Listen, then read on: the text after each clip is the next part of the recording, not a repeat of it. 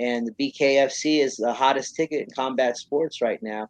I wouldn't want to get in there and trade licks with knuckles straight up on the skull. And I like the fist fight, but I'm like 90 seconds. Don't give me no 3 rounds and shit. Like I'll get in there and squab with anybody for 90 seconds for fun. But I ain't doing 3 rounds knuckled up like that's. I know. I thought about because when I went and watched his fight, he got my Yeah. BKFC hat on at the Dickey Arena last month.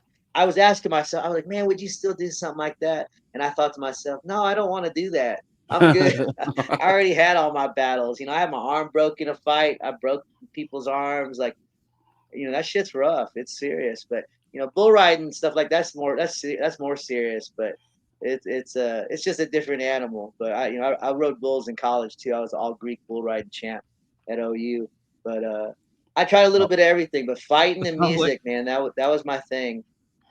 it sounds like, man, you definitely had an experience, brother, and you're still writing a book, brother. You know what I'm saying? You're still doing Yeah. it, so I'm loving it. I've got to say, earlier, um, I noticed that you had a post. You said, "Got to take anybody and turn them into somebody in front of everybody." And Mm. to piggyback on what you were saying earlier, I like to think that the message was so important. He sent many messengers, but it's not about the messengers. Did you get the message? You know what I Mm. mean? And I definitely love when I talk to people and I can tell we've got another one who gets the message. You know what I mean? More and more, the army is just will become what it is, and as long as we keep doing our part. You said something earlier about also about the hardships you've gone through your life, and it reminds me of a conversation I've had with my sister about.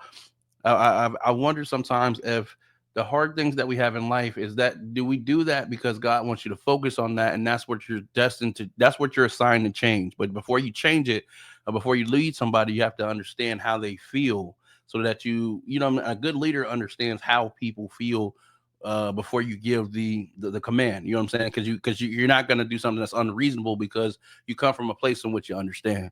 So before you can change it, do we go through those things because so that it's not just somebody telling us, but we actually understand what it feels like to be in those situations, so that we change them and we don't lose sight. So I can't wait to read your book, brother. The one that you put out, because I'm gonna have you here tell us, where we can get that again here in a moment. And you got to keep me posted as to when you release the second one, man, because just the wisdom of hearing your life experience, brother, and getting to talk to you here.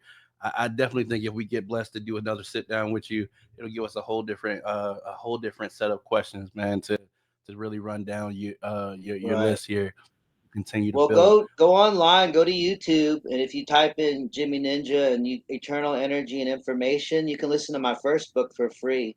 And There it is. there's so many gems in that book. And like I don't really care. I mean, we all need to make money, and I like making money, but I also don't want people to not be able to hear it just because they don't want to order the book or can't. And Right. if you want to order the book, great. I'll sign one for you and send it to you. The new one's not out yet, but I'm also available for Skyping once a week at a fee. I work with people to work on their self esteem and help them to heal from their wounds and to really find their purpose in life and to know how to go about doing things, whether it's starting a new business or getting into movies or TV or music. And I love being a teacher. It's been one of my greatest joys in life to be a sensei and teacher and instructor. I'm forever a student.